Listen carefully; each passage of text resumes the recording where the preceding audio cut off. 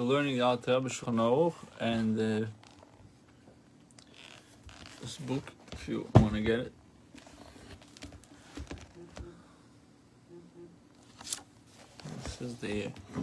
This is number 5.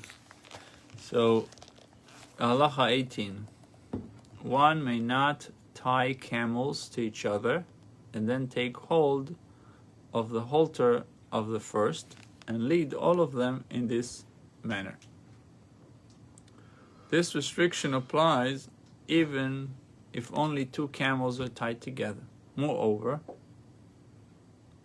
even if the camels were tied to each other on Friday, one may not lead them in this manner on Shabbos. What's the problem? The prohibition applies even in a town with an Eruv. Why? Because it appears that one is leading the camels to the marketplace to sell. If you're schlepping them in such a way, one after the other, it looks like you're going to sell it. It is, however, permitted to hold the ropes of the halters of several camels in one hand and lead them.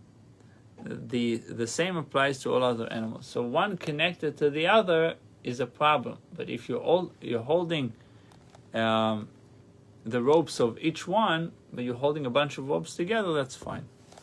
Next, halacha 19. When a person takes an animal out and leads it by the rope attached to its halter, he must be careful that the end of the rope does not protrude a handbreadth below his hand.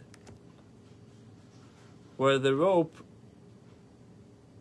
to so protrude more than a tefach, it would appear as if he was carrying a rope the length of a handbreadth in his hand, for it is not apparent that it is from the animal's halter.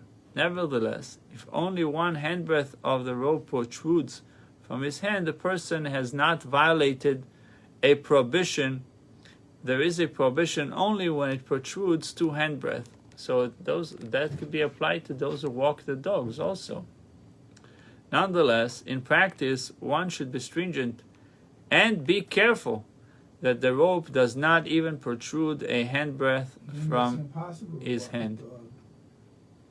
Why? As long as the rope that you're holding does not protrude a handbreadth from your hand. So if this is the rope, you hold it over here instead of holding it here, and then it's protruding a handbreadth from your hand. So it looks like you're carrying a rope, not necessarily walking the dog.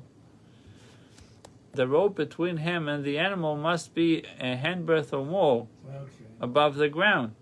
He must take care not to leave too much of the rope between him and the animal, so it will not sag in the middle until it is a handbreadth above the ground.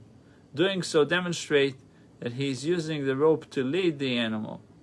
If he does not do so, it does not appear that he is holding it in his hand, the end of the rope attached to the halter, but rather another rope. If the rope is very long, he should wind it loosely around the animal's neck, as explained above. So it's not so simple to walk the dog, especially if there's no Eruv.